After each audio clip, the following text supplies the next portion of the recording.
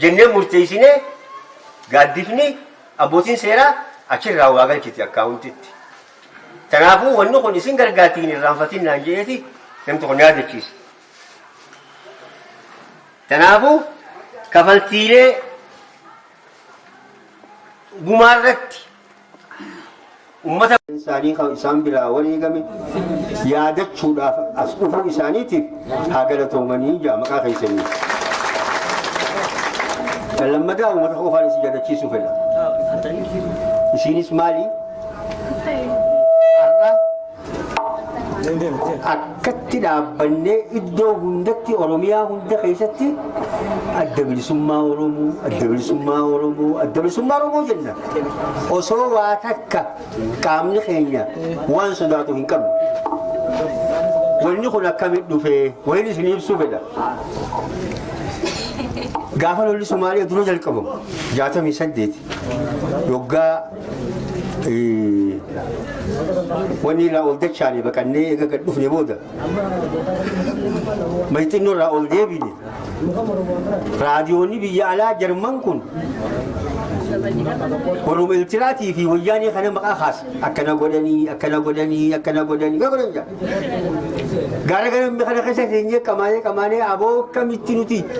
guyyuma tokko raadiyoonni addunyaa kun adda bilisummaa Oromoo jedhee nu dubbataa jennee qamaanee mirqaannee waan takka lafa keenya fanjii lama qabna ta'e lama farraafti carcarii fuune nama san maqaa isaatiin wallaalee rasaasa kilaash kum 25 fi fanjii lama nu kan awwaalee bishingaa keessatti achi feene gobelle finne irraariine hin seentu mara haasa wal keessa hin seentu osoo waa keessa seenye irraariinuuti tun urattee facaati aboo fanjii lamaan tana qabnaa miti akkama taanu mee kamii dubbifna jennee bar akkamii addunyaan tun nu dubbatti Lumaa tokko faafam marar janiini warra jaarsooti ani yaadaan qabaje as kenni jenneen boo yaada fanjii lama ni qabna karaa gooroo kana ol baane karaa finfinnee deemu kan gildila haa cabsinu hoggaa makiinaan addaan citte addunyaanuu dhageessini dubbattii je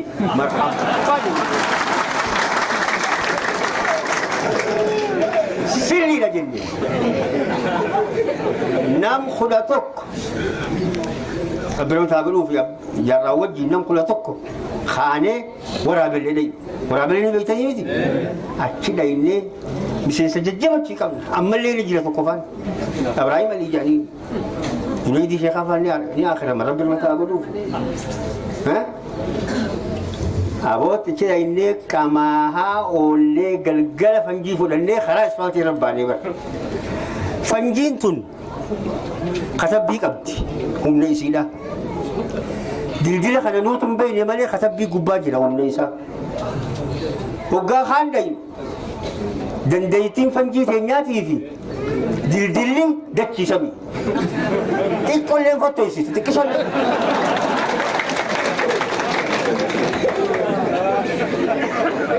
halkulama irra deemneeti ilaa magaalaa Gabrii sammaa janii qullubbii dhaynee ilaa dhangaggoo dhaynee boohaa dachaan maal goona jennu as deebine kottaa jajaarsi waraqaa katabneeti sumudaa qabnaatti dhoyinee miseensa keenya kaan dira dhowaa yaamnee kaan hararii yaamnee nuti eega dildila cabsinu dhaabne riqicha kan dhaabne waraquma tanaaf ispaaltii tana gubbatti haa maxxansaa bulluu jennee jala gaggeessine irra maxxansaa bulli qullubbii fi wanni jidduu ganama faranjoonni hararii magaalaa Adaareetii karaa Addis Ababaa deemu harkan guuran dalagaa rabbi faranjoonni sun deemaniiti biyya alaa dhaqanii waraqaa keessatti adda bilisummaa Oromoo akkatti Harar keessatti magaalaa baddannoo dhoowwitee jaanii Jarmaniin dubbate ijoolleen bakka teessoo rasaasa samitti gara bulchaa keessa kalaafattiin dhufu ummata keenya bara karaa gomeellee kana gaafa turu walii qabneeti awwaalisi oromoo hijaabu nuti islaam wallahi kan nungan oromoo kun osoo jirti nungan aboonuu fi isaan sun tokko nuti oromoodhaa jenneeti kana maali diinaa kan nu godhe nu baase haragee kottuu kaan gaama maqaa adda addaa nu baase nu baase taphatti hin dhufne maqaan kun wanni isin barbaachisu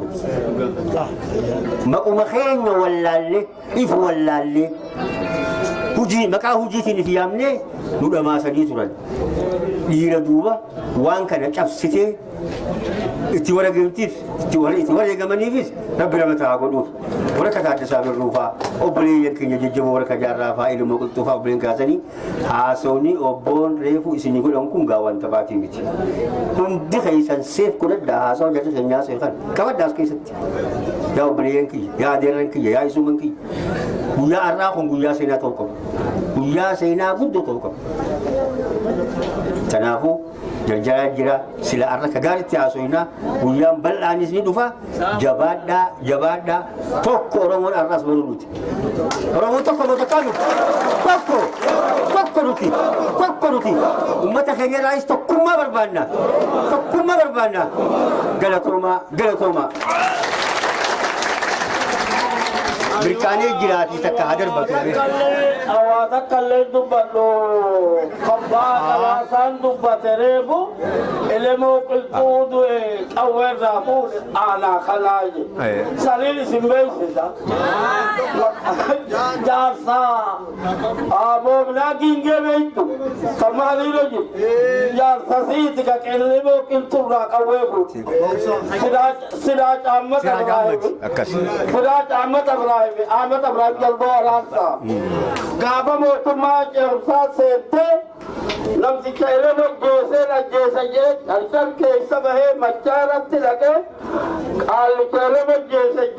du'e.